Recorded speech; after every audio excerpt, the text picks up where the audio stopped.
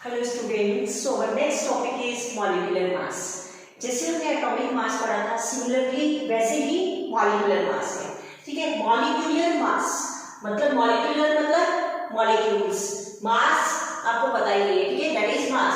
तो mass of a molecule is called the molecular mass या mass of one molecule. ठीक है, mass of a molecule is called molecular mass। अब बेटा हमने लास्ट जो प्रीवियस लेक्चर था उसमें पढ़ा था जो एटॉमिक मास है उसको हम दो यूनिट्स में रिप्रेजेंट कर सकते थे, एक यू और दूसरा ग्राम। तो सिमिलरली मॉलिक्यूलर मास को भी हम दो यूनिट्स में रिप्रेजेंट कर सकते हैं, एक यू और दूसरा ग्राम। यू इज द यूनिफाइड मास। अगर हमारे पास मॉलिक्यूल्स कम है तो हम यू यूज करेंगे, और अगर हमारे पास मॉलिक्यूल्स बहुत ज्यादा है तो हम क्या यूज करेंगे, ग्राम यूज करेंगे। क्लियर बच्चे? अब mass of a molecule is called the molecular mass. तो its unit is expressed in u. U is the unified mass. Clear बेटा? नेक्स्ट आता है आपके पास ग्राम मॉलिक्यूलर मास। इसको हम रिप्रेजेंटेशन कैसे देंगे, ग्राम मॉलिक्यूलर मास, GMM। अब सिमिलरली जैसे आपने ग्राम एटॉमिक मास पढ़ा था वैसे ही क्या है, ग्राम मॉलिक्यूलर मास है। अगर इस मॉलिक्यूलर मास को आप ग्राम में रिप्रेजेंट कर देते हो तो वो क्या बन जाता है, ग्राम मॉलिक्यूलर मास। ठीक है, the molecular mass is expressed in grams, that is called the gram molecular मास। और ग्राम्स की यूनिट्स क्या होती है बेटा, जी। क्लियर? इतनी बात समझ आ रही है? चलिए अब हम मॉलिक्यूलर मास फाइंड आउट करना सीखते हैं। मॉलिक्यूलर मास क्या होता है, ग्राम मॉलिक्यूलर मास क्या होता है, बस आपको ये चीज ध्यान रखनी है। अगर आपको मॉलिक्यूलर मास फाइंड आउट करना है तो फाइंड आउट करके जो आपके पास आंसर आएगा उसमें आप यू लगाओगे यूनिट्स में, और अगर आपको gram molecular mass find out करना है तो जो आंसर आएगा आप उसमें क्या लगाओगे, ग्राम लगाओगे। क्लियर बच्चे? अब देखिए, जैसे मुझे अभी इसका मॉलिक्यूलर मास बोला जाता है कि मॉलिक्यूलर मास फाइंड आउट करो। ठीक है, तो मॉलिक्यूलर मास कैसे फाइंड आउट करेंगे हम, कि यहाँ पर आपने देखनी है एटॉमिसिटी। यहाँ पर कार्बन की कितनी एटॉमिसिटी है, मतलब कार्बन की कितनी एटम है, 1, and it's multiply by its mass. तो आपने ये चीज ध्यान रखनी है, मॉलिक्यूलर मास आ जाता है यार, फाइंड आउट करोगे atomicity multiply by its mass of an element, या फिर डाल दो atomic mass of an element. देखिए कार्बन के यहाँ पर कुछ भी रिप्रेजेंट नहीं किया हुआ है, तो इट मींस यहाँ पर कितना है, 1 है। तो कार्बन की एटॉमिसिटी कितनी होगी, 1, क्योंकि एटॉमिसिटी हमने क्या कहा था कि number of atoms present in molecule. तो यहाँ पर कार्बन की एटॉमिसिटी 1 है। अगर इसकी टोटल एटॉमिसिटी की बात करें, जैसे हमने प्रीवियस लेक्चर में पढ़ा था, टोटल एटॉमिसिटी कितनी होगी इसकी, कार्बन की 1 है, ऑक्सीजन के 2 है, 2 + 1 3।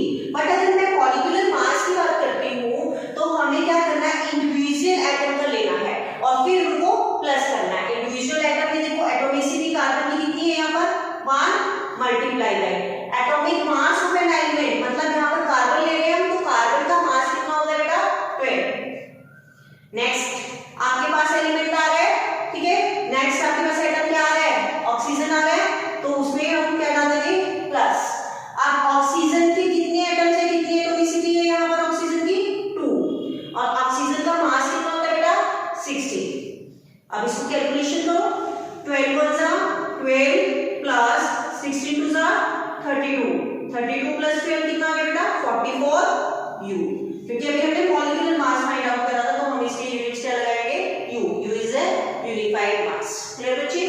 अगर मुझे इसका ग्राम मॉलिक्यूलर मास फाइंड आउट करना है, सिंपली कैलकुलेट करो, यूनिट्स क्या आ जाएंगे, जी। क्यों? क्योंकि ग्राम मॉलिक्यूलर मास को आप इसमें रिप्रेजेंट करते हो ग्राम। ठीक है बेटा? चलिए नेक्स्ट चलते हैं, C6H12O6 दैट इज ग्लूकोज।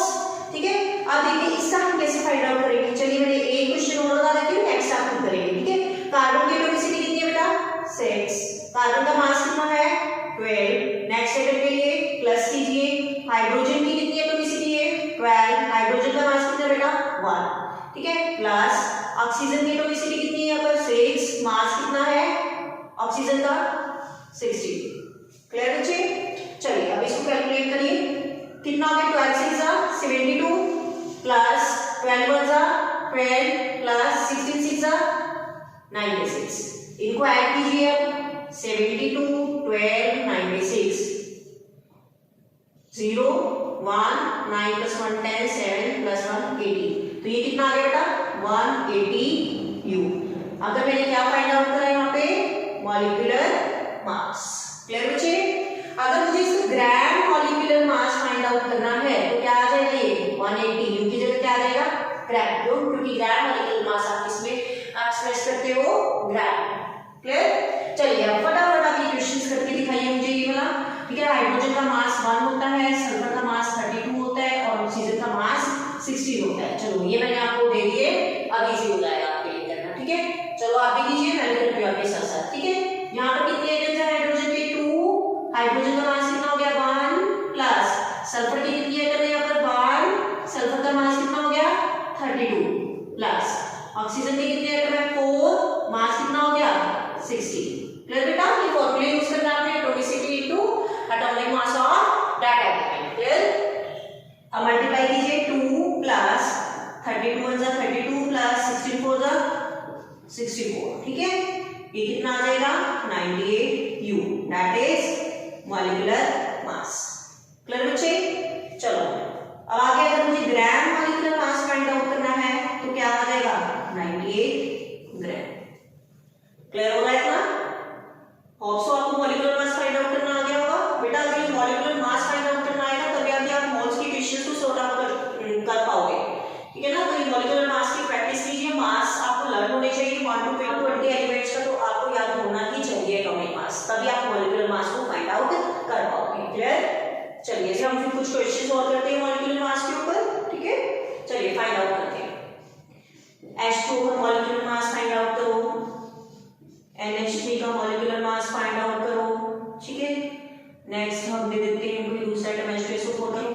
ठीक है, चलो इनका mass find molecular mass find out करना है। ठीक है, कीजिए मॉलिक्यूलर मास। देखो एटम्स कितने हैं यहाँ पर 2 मल्टीप्लाई बाय हाइड्रोजन का मास 1, नेक्स्ट एटम के लिए प्लस, यहाँ पर ऑक्सीजन के एटम कितने हैं 1, मास कितना हो गया 60। तो कितना आ जाएगा 2 प्लस 60 1 जा 60, कितना आ गया बेटा 18 U मॉलिक्यूलर मास। अगर मैं कहती हूँ इसको ग्राम मॉलिक्यूलर मास में रिप्रेजेंट करूं तो ये कितना हो जाएगा 18 ग्राम। क्लियर हो रही है बात? ओके, चलिए अमोनिया NH3, नाइट्रोजन, नाइट्रोजन का मास कितना होता है बेटा 14, एटम्स कितने हैं 1 into 14 प्लस यहाँ पर एटम हाइड्रोजन के कितने हैं 3, मास कितना है 1, तो कितना हो जाएगा 14 प्लस 3 1 जा 3, कितना आ जाएगा 70 U, that is molecular mass. Clear बेटा? नेक्स्ट चलिए ग्राम मॉलिक्यूलर मास अगर फाइंड आउट करना है तो कितना निकलेगा 17 ग्राम। होप सो आपको ये बात मेरी समझ आ रही होगी। ठीक है बेटा? नेक्स्ट CH4 का चलिए, कार्बन की कितनी एटम है 1, मास कितना हो गया 12 प्लस नेक्स्ट एटम के लिए प्लस हाइड्रोजन की कितनी एटम है 4, मास कितना हो गया 1, 12 प्लस 4 कितना हो जाएगा ये 16 U। ठीक है, अगर मुझे ग्राम मॉलिक्यूलर मास फाइंड आउट करना है तो मॉलिक्यूलर मास का, तो ये कितना हो जाएगा 16 ग्राम। इतनी बात समझ आ रही है आपको?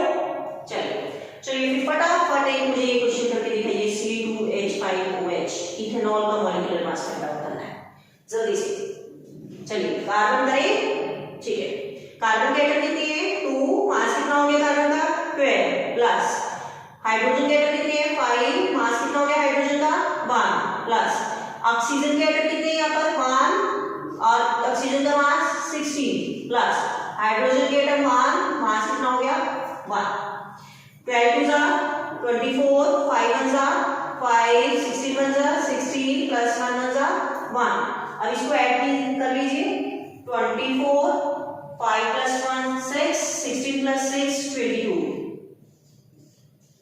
कितना आ गया बेटा 46 U, दैट इज मॉलिक्यूलर मास। और अगर मुझे ग्राम मॉलिक्यूलर मास फाइंड आउट करना है तो ये कितना हो जाएगा 46 ग्राम। क्लियर हो गया आपको?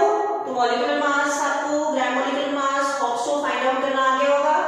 ओके, तो प्रैक्टिस कीजिए ट्यूशन की बुक से, और अगर कोई प्रॉब्लम है आपको, आप हमें कमेंट बॉक्स में डालिए, तो आपकी प्रॉब्लम वहां पर सॉल्व की जाएगी।